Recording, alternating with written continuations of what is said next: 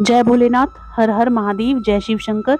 आप सभी को प्रदोष व्रत की हार्दिक शुभकामनाएं। हिंदू धर्म में प्रदोष व्रत का विशेष महत्व होता है। त्रयोदशी तिथि भगवान शिव को समर्पित होती है। हर माह के कृष्ण और शुक्ल पक्ष के त्रयोदशी तिथि को प्रदोष व्रत रखा जाता है। पौष मास के शुक्ल पक्ष का प्रदोष व्रत 23 जनवरी 2024 दिन मंगलवार को है।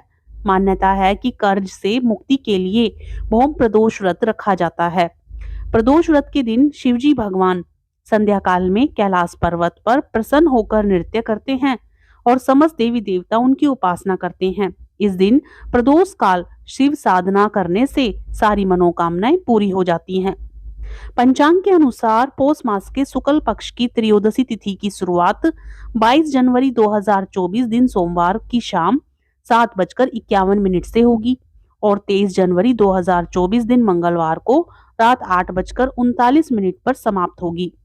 प्रदोष व्रत की पूजा प्रदोष काल में करने का विधान है।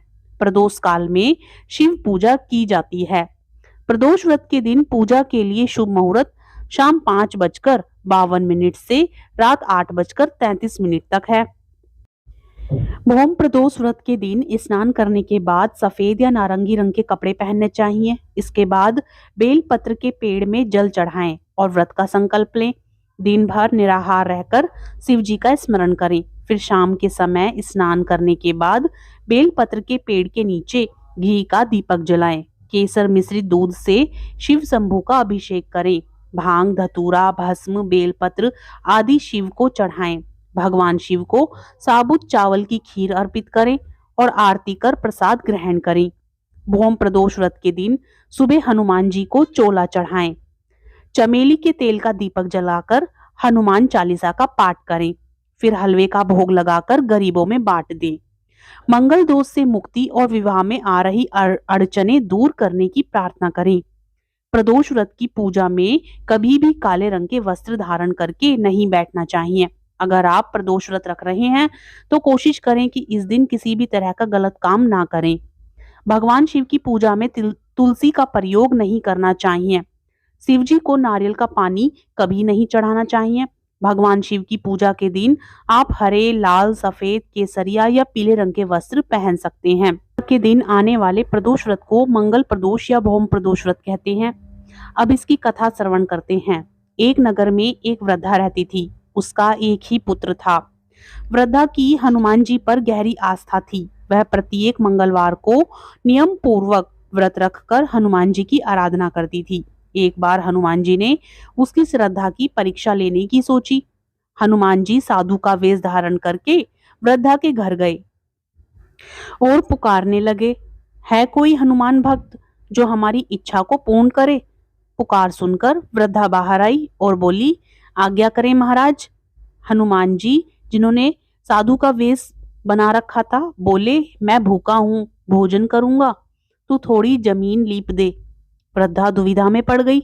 अंत में हाथ जोड़कर बोली, महाराज, लीपने और मिट्टी खोदने के अतिरिक्त आप कोई दूसरी आज्ञा दें, मैं अवश्य पूर्ण करूंगी। साधु ने 3 बार प्रतिज्ञा कराने के बाद कहा, तू अपने बेटे को बुला, मैं उसकी पीठ पर आग जलाकर भोजन बनाऊंगा। यह सुनकर वृद्धा घबरा गई, परंतु वह प्रतिज्ञाबद्ध थी। उसने अपने पुत्र को बुलाकर साधु के सुपुर्द कर दिया। वेशधारी साधु हनुमान जी ने वृद्धा के हाथों से ही उसके पुत्र को पेट के बल लिटवाया और उसकी पीठ पर आग जलवाई। आग जलाकर दुखी मन से वृद्धा अपने घर में चली गई। इधर भोजन बनाकर साधु ने वृद्धा को बुलाकर कहा, तुम अपने पुत्र को पुकारो ताकि वह भी आकर भोग लगा ले। इस पर वृद्धा बोली, उसका नाम लेकर मुझे और कष्ट न पहुंचाओ। लेकिन जब साधु महाराज जी नहीं माने तो वृद्धा ने अपने पुत्र को आवाज लगाई। अपने पुत्र को जीवित देख वृद्धा को बहुत आश्चर्य हुआ और वह साधु के चरणों में गिर पड़ी। हनुमान जी अपने वास्तविक रूप में प्रकट हुए और वृद्धा को भक्ति का आशीर्वाद दिया। हे हनुमान जी महाराज, आपने जैसी कृपा वृद्धा पर करी, कहानी कहते सुनते सब पर अपनी कृपा बनाए रखिएगा। सबकी मनोकामनाओं को पूर्ण करना। ओम नमः शिवाय। ओम नमः शिवाय। ओम नमः शिवाय। ओम नमः शिवाय। ओम नमः शिवाय। ओम नमः शिवाय। ओम नमः नमः शिवाय। ओम नमः शिवाय।